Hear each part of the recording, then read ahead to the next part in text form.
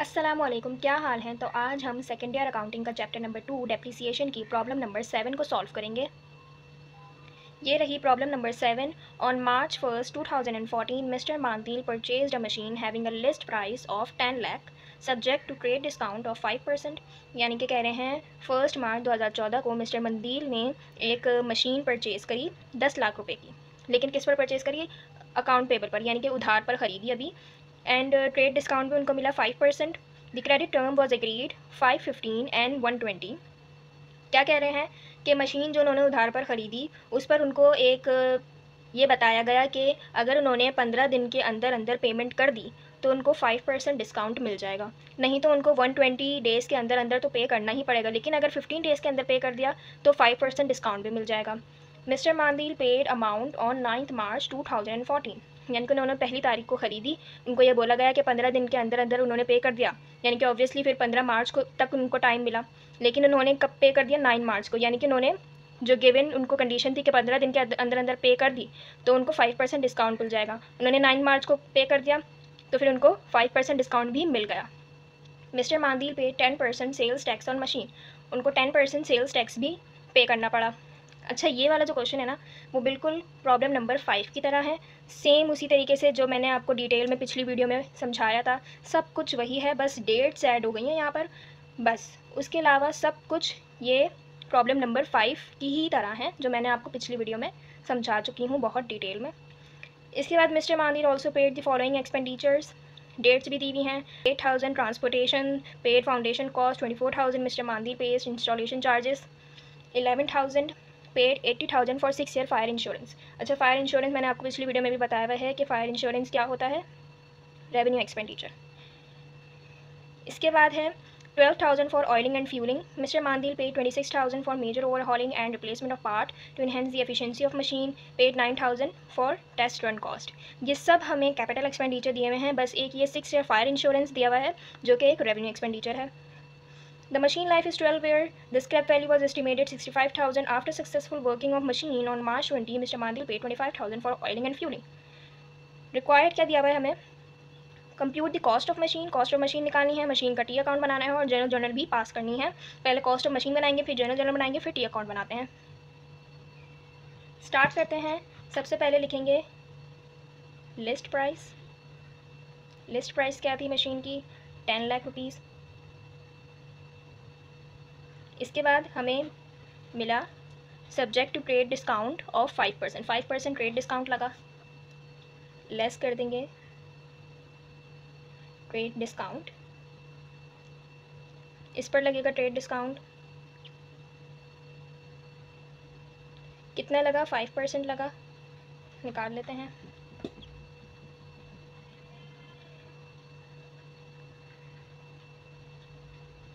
कितना लगा? 50,000। तो 50,000 को कर देंगे लेस। 10 लाख में से 50,000 निकालना, 9,50,000। क्या बचा? 9,50,000। ये बन गया हमारा अमाउंट पेबल। इसके बाद हमें कैश डिस्काउंट भी मिला कि 9 मार्च को मिस्टर मानदील ने पेमेंट कर दी और उनको 5% डिस्काउंट भी मिल गया। ये भी हम ऐड कर देते हैं, लेस करेंगे कैश डिस्काउंट। किस पर लगेगा? इस पर।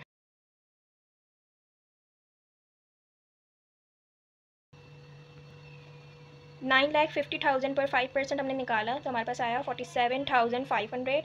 इसको कर देंगे लेस।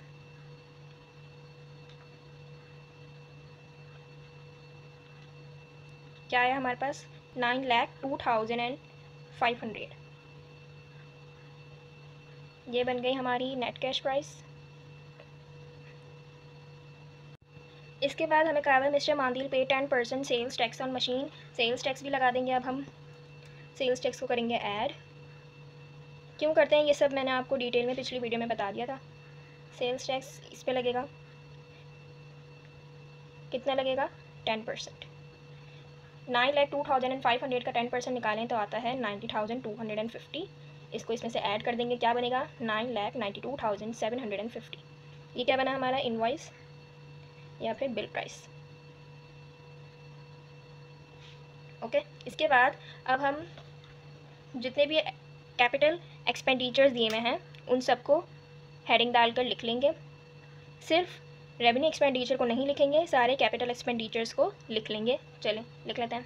ये जी यहाँ पर मैंने हेडिंग डाली ऐड एडिशनल कैपिटल एक्सपेंडिचर, और सारे कैपिटल एक्सपेंडिचर को उतार लिया और उनकी वैल्यूज़ भी उतार ली। सिर्फ मैंने फायर इंश्योरेंस को नहीं लिखा, क्यों? क्योंकि वो एक रेवेन्यू एक्सपेंडिचर है और यहाँ पर हम कैपिटल एक्सपेंडिचर्स लिख रहे हैं ना, तो यहाँ पर मैंने सारे कैपिटल एक्सपेंडिचर निकाल रहे और उनका टोटल निकाल कर भी मैंने यहाँ पर लिख दिया। अब इसको और इसको ऐड कर देंगे, क्यों? क्योंकि एडिशनल कैपिटल एक्सपेंडिचर को ऐड करते हैं, तो इसको ऐड करेंगे तो हमारे पास क्या वैल्यू बनेगी? 10,82,750। ये क्या हुई हमारी कॉस्ट ऑफ मशीन। इसके बाद आपको पता है डेप्रिशिएबल कॉस्ट भी निकालनी पड़ती है, उसके लिए हमें स्क्रैप वैल्यू पता होनी चाहिए। The scrap value was estimated 65,000। 65,000 को लेस कर देंगे कॉस्ट ऑफ मशीन से, तो हमारे पास डेप्रिशिएबल कॉस्ट निकल आएगी।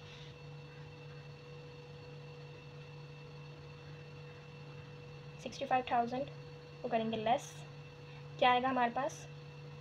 10,17,750। ये क्या हो गई हमारी डेप्रिशिएबल कॉस्ट। हमने कॉस्ट ऑफ मशीन निकाल ली। अब हम जर्नल एंट्रीज़ बनाते हैं, उसके बाद मशीन का टी अकाउंट बनाएंगे। चलें जर्नल एंट्रीज़ बनाते हैं। ये जी मैंने यहाँ पर पैटर्न बना लिया है। इसके बाद सबसे पहले क्या लिखेंगे, मैंने आपको शुरू में ही बता दिया था कि मशीन हमने ख़रीदी अकाउंट पेबल पर, यानी कि उधार पर ख़रीदी, और कब ख़रीदी? 1 मार्च 2014। तो सबसे पहले हम क्या लिखेंगे, मशीन हमने ख़रीदी तो वो आएगा डेबिट साइड, और ऑब्वियसली पहले कैश पर नहीं ख़रीदी, अकाउंट पेबल पर ख़रीदी यानी उधार पर ख़रीदी। और इसकी वैल्यू क्या लिखेंगे? जब ट्रेड डिस्काउंट को माइनस करने के बाद जो हमारी वैल्यू बनी थी वो लिखेंगे यहाँ पर 9,50,000। और यहाँ पर क्या लिख देंगे?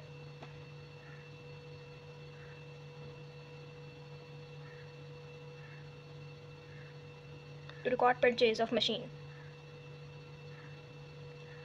इसके बाद हमने देखा कि मिस्टर मानदीन ने 9 मार्च को अपनी कैश पेमेंट कर दी और उनको डिस्काउंट भी मिला 5%।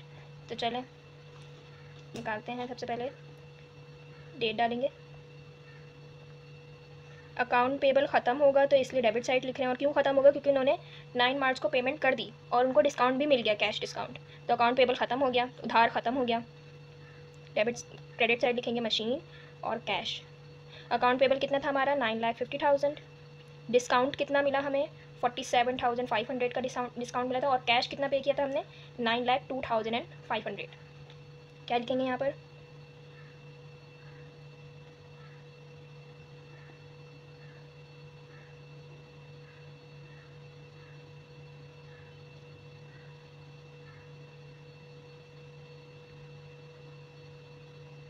इसके बाद mister Mandil paid 10% sales tax on machine. Sales tax भी पे करा, और इसकी डेट हम 9 मार्च को ही लिख देंगे, क्योंकि सेल्स टैक्स की डेट मेंशन नहीं हुई भी, तो हम इसको 9 मार्च ही कंसीडर कर देंगे। ये जी मैंने यहाँ पर सेल्स टैक्स की एंट्री बना दी है। मशीन को मैंने डेबिट साइड लिखा और दूसरी तरफ क्रेडिट लिखा।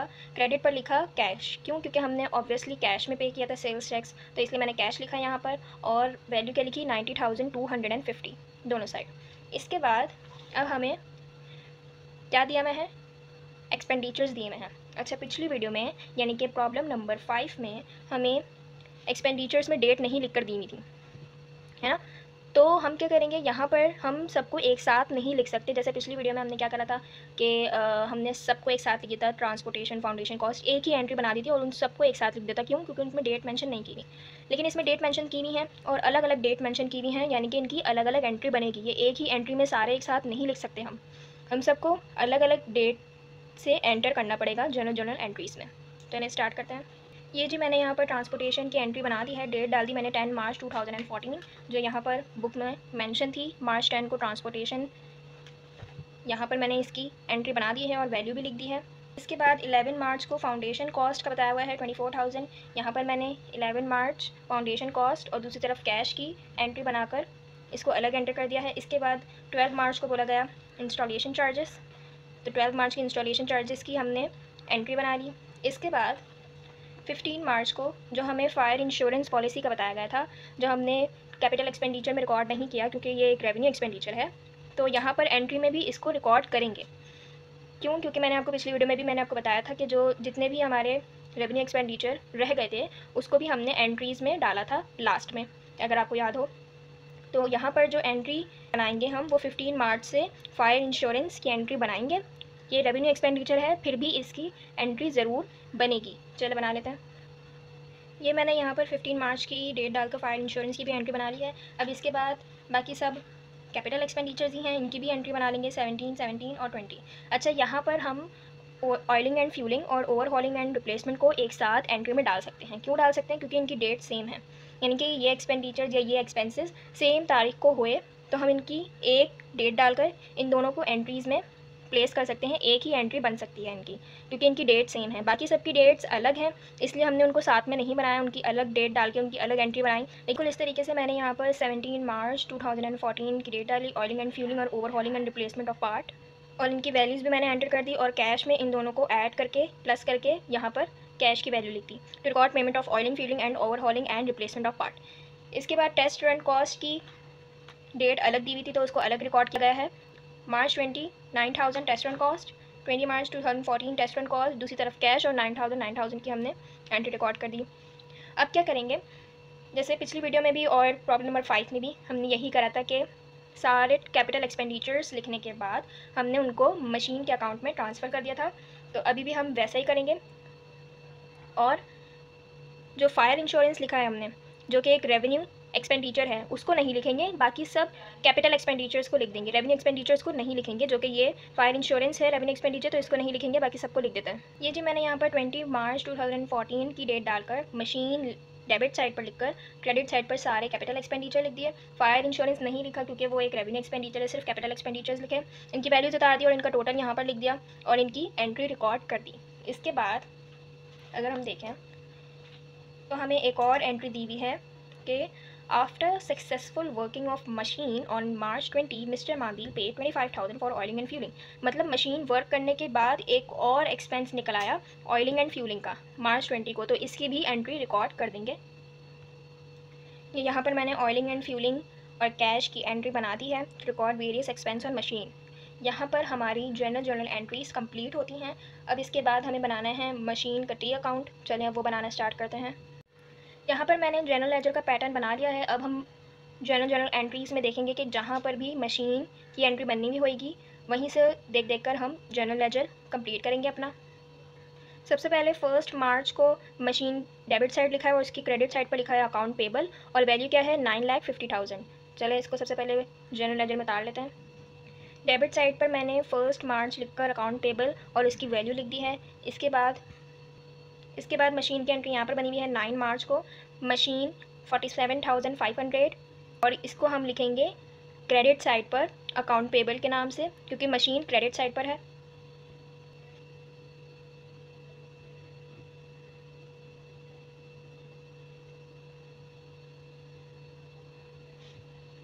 इसके बाद मशीन की यहाँ पर बनी हुई है 9 मार्च, ये सेल्स टैक्स की एंट्री है, तो हम टी अकाउंट में भी सेल्स टैक्स लिखेंगे और वैल्यू का लिखेंगे 90,250।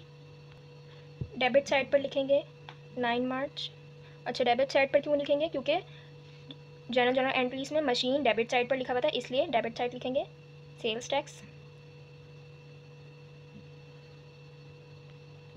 इसके बाद मशीन की एंट्री यहाँ पर बनी हुई है 20 मार्च, मशीन लिखा हुआ है डेबिट साइड पर, तो हम ये सारे एक्सपेंडिचर्स को डेबिट साइड पर लिख लेंगे टी अकाउंट में और इनकी वैल्यूज़ भी उतार लेंगे।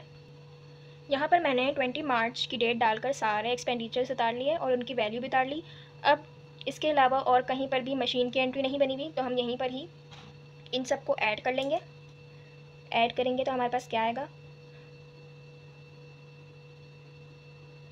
ये वैल्यू हमारी, तो ये ही यहाँ पर भी लिख देते हैं।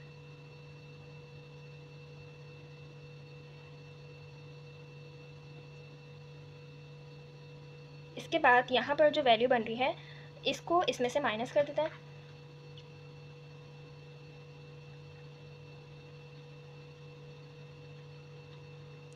तो क्या आया हमारे पास 10,82,750। सबसे पहले यहाँ पर लिखेंगे बैलेंस CD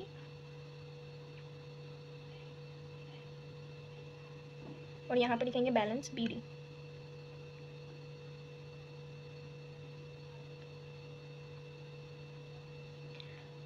तो ये बन गया हमारा मशीन का टी अकाउंट और हमारी प्रॉब्लम नंबर 7 पूरी सॉल्व हो चुकी है। आई होप आपको क्लियर हो गई होगी।